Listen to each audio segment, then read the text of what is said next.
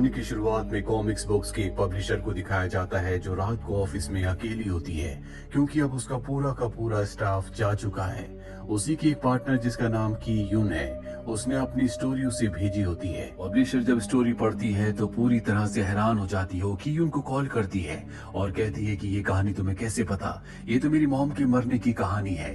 तभी phone disconnect हो जाता है और ऑफिस अपने आप ही बंद होना शुरू हो जाता है। पब्लिशर बहुत डर जाती है। पब्लिशर के साथ यहाँ पर जो कुछ हो रहा होता है, कंप्यूटर स्क्रीन पर सब कुछ कॉमिक्स के रूप में उसी तरह से चल रहा होता है। तभी पीछे से कोई आकर उसे मार देता है। अगली सुबह यहाँ पर डिटेक्टिव की आता है, उसके साथ उसका साथी भी होता है। ये दोनों जब इन्वेस्टिगेशन करते हैं तो देखते हैं कि कंप्यूटर स्क्रीन पर एक फोटो है और ये फोटो हूबहू उसी तरह से है जिस तरह से उस पब्लिशर को मारा गया था। इन्हें कुछ समझ नहीं आता। वहीं जीयून को दिखाया जाता है जो रात को अपने घर जा रही होती है। तभी उसकी गाड़ी के सामने एक बच्ची आ जाती है जो उससे लिफ्ट मांगती है। जीयून उस बच्ची को अपनी गाड़ी में बैठा लेती है। जीयून उससे उसकी उम्र पूछती है। वो कहती है कि मेरी उम्र 16 साल है। जीयून कहती है कि तुम 10 साल की लगती हो। वो बच्ची कहती है कि 10 साल की तो मैं उस वक्त थी जब मेरी मृत्यु हुई थी। ये सुनकर जीयून डर जाती है। वो अपने लेफ्ट साइड में देखती है तो बच्ची गायब हो जाती है। जीयून अपनी गाड़ी से बाहर उतर जाती है और तभी उसका कोई हाथ खींचकर उसे नीचे गिरा देता है। इसीलिए जीयून एक बार फिर से अपनी गाड़ी में बैठ जाती है। वो देखती है कि उसके सामने उसी बच्ची की आत्मा है। तभी जीयून की आंख खुल जाती है। उसे लगता है कि ये सब उसका एक सपना था, पर जब वो अपना हाथ देखती है तो उस पर कट का निशान था। जब उसे सड़क पर किसी ने हाथ खींचकर गिरा दिया था, ये निशान उसी वक्त उसके हाथ पर लगा था। अब जीयून अपने डॉक्टर के पास जाती है और उन्हें बताती है कि कुछ दिनों से मेरे साथ बहुत अजीब अजीब घटनाएं हो रही हैं। मुझे अजीब अजीब से विजन्स आते हैं और जब मुझे होश आता है तो मैं कहीं और होती हूँ। डॉक्टर कहती है कि ऐसा पहले भी बहुत सारे लोगों के साथ हो चुका है। वहीं हमें डिटेक्टिव की को दिखाया जाता है। वो पोस्टमार्टम की रिपोर्ट के लिए डॉक्टर के पास आया होता है। डॉक्टर उसे बताता है कि जिस चाकू से पब्लिशर को मारा गया था, उस चाकू पर खुद पब्लिशर की उंगलियों के निशान थे और जिस वक्त उसका कत्ल हुआ था उस वक्त ऑफिस में उसके अलावा कोई भी नहीं था। इसका मतलब उसने खुद अपने आप को मारा है। लेकिन की को उसकी बातों पर विश्वास नहीं आता।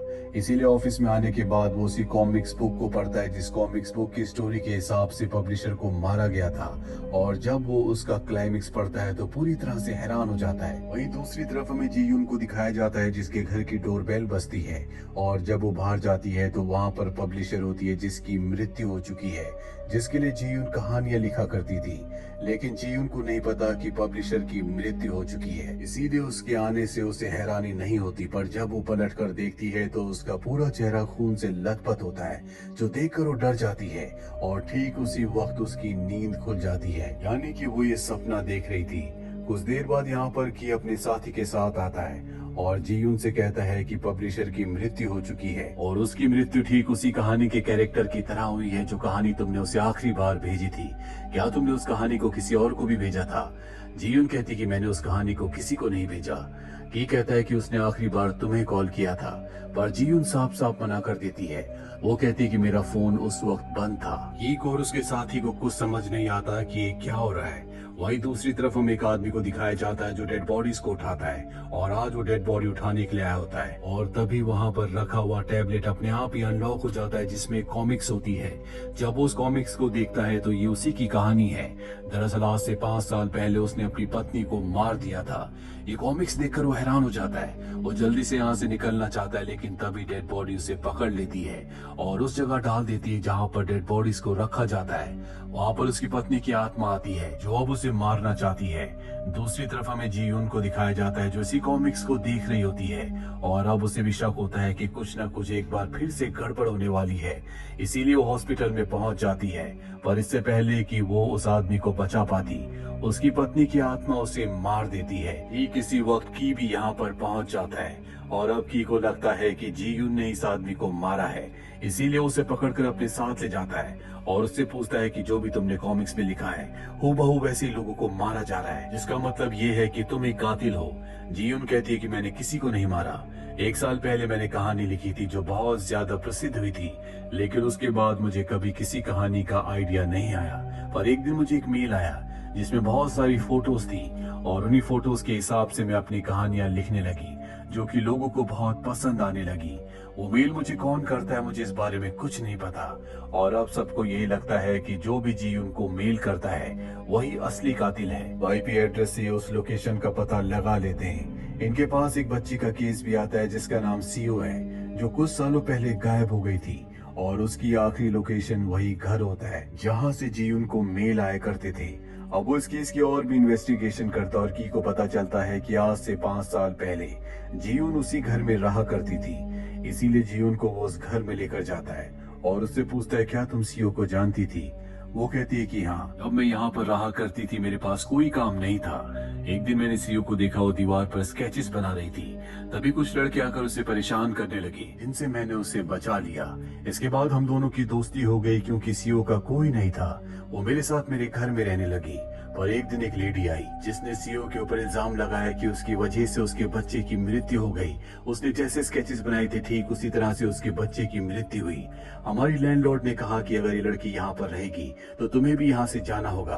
हालांकि मैंने सबको समझाने की कोशिश की, लेकिन किसी ने मेरी बात नहीं मानी, और अगले दिन जब मैं घर वापस आई तो हमारे घर को किसी ने जला दिया था। उसके बाद मैंने सियोन को कभी नहीं देखा। अब ये उस घर के अंदर जाते हैं जिसे कभी किसी ने जला दिया था। वहाँ पर एक कंप्यूटर होता है, और जब ये कंप्यूटर को ऑन करते हैं तो उसमें उसी तरह के स्केचेस होते हैं जिस तरह के स्केचेस कोई जियोन को मेल किया करता था। की कहता है कि काम सियोन का है, पर जियोन को नहीं लगता। जियोन कहती है कि वो ऐसा नहीं कर सकती। अब ये दोनों के दोनों एक रेस्टोरेंट में आ जाते हैं जहाँ पर इन पर कोई नजर रख रहा होता है। तभी की के साथी का उसे कॉल आता है। साथ ही यहाँ पर जियोन को एक मैसेज आता है जो कि सीओ का होता है, जिसमें लिखा होता है कि तुम मेरे पुराने वाले घर पर आ जाओ। ये मैसेज पढ़कर वो पूरी तरह से घबरा जाती है और की गाड़ी लेकर सियोन से मिलने के लिए निकल पड़ती है। हालांकि की उसे रोकने की कोशिश भी करता है, लेकिन वो उसे रोक नहीं पाता। जियोन सीधा सियोन के पुराने घर पर जाती है। जब वो चारों तरफ देख रही होती है तभी उस पर कोई हमला करता है जिससे वो बेहोश हो जाती है। वहाँ की भी परेशान होता है कि जियोन कहाँ चली गई। वो अपने साथी को कॉल करता है। उसका साथी कहता है कि वो कहाँ जा सकती है, अभी कुछ वक्त पहले वो तुम्हारे साथ रेस्टोरेंट में थी। ये बात सुनकर की को उस पर शक हो जाता है, क्योंकि की ने उसे नहीं बताया था कि जियोन उसके साथ रेस्टोरेंट में थी। इसीलिए वो उसकी लोकेशन से उसे ट्रेस करना शुरू कर देता है। हमें की के साथी को दिखाया जाता है जिसकी गाड़ी में पीछे जियोन बेहोश होती है, यानी कि उसी ने जियोन को मैसेज करके बुलाया था। और वो जियोन को एक सुनसान जगह पर ले जाकर चेयर से बांध देता है। जब जियोन को होश आता है तो उससे पूछता है कि सियोन कहाँ है। इसके बाद वो उसे एक स्केच दिखाता है जो छोटी बच्ची का होता है, और कहता है कि मुझे पता है कि ये तुमने और तुम्हारी साथी सियोन ने मिलकर बनाया है। ये स्केच उसी बच्ची का होता है जिस बच्ची की आत्मा जियोन को मिली थी, जिसकी उम्र 10 साल थी, जो 6 साल पहले एक एक्सीडेंट में मारी गई थी। और यहाँ से कहानी फ्लैशबैक में जाती है। यहाँ पर हमें दिखाया जाता है कि की का साथी जिसने जियोन को किडनैप किया है, कई साल पहले जब उसने नया पुलिस फोर्स ज्वाइन किया था, उस वक्त उसकी शादी भी होने वाली थी, और एक रात को गलती से एक बच्ची का एक्सीडेंट कर देता है। हालांकि वो उस बच्ची को बचा सकता था, लेकिन अगर उसके ऊपर पुलिस केस हो गया तो उसे अपनी पुलिस की जॉब से हाथ धोना पड़ेगा, जिसके बाद उसकी शादी भी नहीं होगी, और वो उस बच्ची को नहीं बचाता। और ये वही बच्ची होती है जिसका स्केच प्रेजेंट टाइम में उसके हाथ में है, जिसकी आत्मा से जियोन मिल चुकी है, और अब उसे ऐसा लगता है कि उसकी कहानी भी दुनिया के सामने कॉमिक्स के रूप में आ जाएगी, जिससे वो पकड़ा जाएगा। इसीलिए जियोन और सियोन दोनों को मारना चाहता है। इससे पहले कि वो जियोन को मारता, यहाँ की लाइट अपने आप ही चली जाती है और उस बच्ची की आत्मा यहाँ पर आ जाती है जिसका एक्सीडेंट उसने आज से 6 साल पहले किया था। यहाँ पर अब की भी आ जाता है जो देखता है कि जियोन को बांधा हुआ है, और तभी वो देखता है कि उसका साथी वहाँ सामने बैठा है जिसके हाथ में गन है। ये अपने साथी से कहता है कि गन नीचे रख दो। उसका साथी कहता है कि मैं ये खुद नहीं कर रहा, बल्कि उस बच्ची की आत्मा मुझसे करवा रही है। और तभी गोली चल जाती है और उसके साथी की मृत्यु हो जाती है। ये अपने साथी की मृत्यु से बहुत ज्यादा परेशान होता है, और जब वो अपने ऑफिस में बैठा होता है तभी उसकी कोलीग वहाँ पर आती है, जो की को वही स्केच देती है जो उसी बच्ची का है, जिस बच्ची का एक्सीडेंट की के साथी की गाड़ी से हुआ था। ये जब स्केच को ध्यान से देखता है तो उसे याद आता है कि इसी तरह के कैरेक्टर की कॉमिक्स जियोन ने लिखी थी, और अब उसे जियोन पर पूरा शक हो जाता है। वही जियोन को दिखाया जाता है जिसे एक बार फिर से मेल आता है, और जब वो उस मेल को खोलती है तो इस बार कॉमिक्स में चित्रों में उसी की कहानी होती है। इस कहानी में सियोन की कहानी का भी जिक्र होता है। जब सियोन बहुत छोटी थी तो उसे स्केचेस बनाने का बहुत शौक था। उसकी मॉम की मृत्यु हो चुकी थी और एक दिन उसके पिता उसे घर से निकाल देते हैं क्योंकि उनका ये कहना था कि सियोन उसे उनकी पत्नी की याद दिलाती है। और यहाँ पर हमें सियोन के पिता को दिखाया जाता है, जो वही आदमी होता है जिसने अपनी पत्नी को मारा था, जो हॉस्पिटल से डेड बॉडीज को उठाने का काम किया करता था। इस कहानी में सियोन ने ये भी बताया होता है कि जब वो छोटी थी उसके पिता ने उसे घर से निकाल दिया था।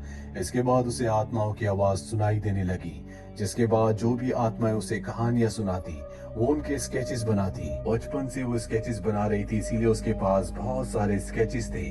और जब वो जीवन से मिली थी तो जीवन ने उसके स्केचेस देखे थे, जिसके बाद जीवन को आइडिया आया और उसने उसी के स्केचेस की, उसी की पेंटिंग के हिसाब से कहानियां लिखना शुरू कर दिया, जो कहानियां बहुत ज्यादा फेमस हो गई। पर जब सियोन को ये बात पता चली तो उसने उसे कहा कि ये सब उन लोगों की कहानियां हैं जिनकी अब मृत्यु हो चुकी है, मैं इन कहानियों को पब्लिश नहीं करवाना चाहिए। लेकिन अब जियोन के मन में लालच आ चुका है, क्योंकि इन्हीं कहानियों के बलबूते पर वो एक फेमस राइटर बन चुकी है। जहाँ पहले उसके पास काम नहीं था, अब हर कोई उससे कहानियां लिखवाना चाहता है। हालांकि उसे सियोन मना करती है, लेकिन वो समझ जाती है कि अब जियोन उसकी बात नहीं मानेगी, इसीलिए घर को आग लगा देती है और जियोन से कहती है कि तुम मेरे स्केचेस अब नहीं ले जा सकती। इस बात पर जियोन को गुस्सा आता है, इन दोनों के बीच में हाथापाई होना शुरू हो जाती है और इसी हाथापाई के दौरान जियोन सियोन को मार देती है, जिसके बाद उसके सारे स्केचेस लेकर इस जगह से निकल जाती है और उसी के स्केचेस, उसी की कहानियों के बलबूते पर आज वो बहुत बड़ी राइटर बन चुकी है। पर जब उसने सियोन को मारा था तो उसके अंदर जितनी भी शक्तियां थी वो सब की सब जियोन के अंदर आ गई थी, इसीलिए वो बार बार इसी जगह पर आती थी जहाँ पर आत्माएं उसे अपनी कहानियां सुनाती थी और वो उन कहानियों के स्केचेस बनाकर खुद अपने आप को मेल कर दिया करती थी। जो आत्माएं उसे कहानियां सुनाया करती थी उसमें एक आत्मा उस पब्लिशर की मॉम की भी थी, जिसकी सबसे पहले मृत्यु हुई थी। दरअसल उसकी मॉम की जब मृत्यु हो रही थी तो उसने अपनी मॉम को नहीं बचाया था, इसीलिए उसकी मॉम की आत्मा ने उसे मार दिया था। दूसरी कहानी थी सियोन के डैड की, जिसने अपनी पत्नी को मार दिया था और सियोन को घर से निकाल दिया था, इसीलिए बाद में उसकी पत्नी की आत्मा उसे मारकर अपना बदला ले लेती है। और तीसरी कहानी उस बच्ची की थी जिसे की के साथी ने गलती से एक्सीडेंट में मार दिया था। हालांकि उस वक्त वो उसे बचा सकता था, लेकिन उसने ऐसा नहीं किया, इसीलिए उस बच्ची की आत्मा ने अपना बदला लेने के लिए उसे मार दिया था। और अब जियोन उसी घर में होती है जहाँ पर कभी वो सियोन के साथ रहा करती थी, जहाँ पर आग लग गई थी। यहाँ पर इंस्पेक्टर की भी आ जाता है क्योंकि उसे जियोन पर शक है।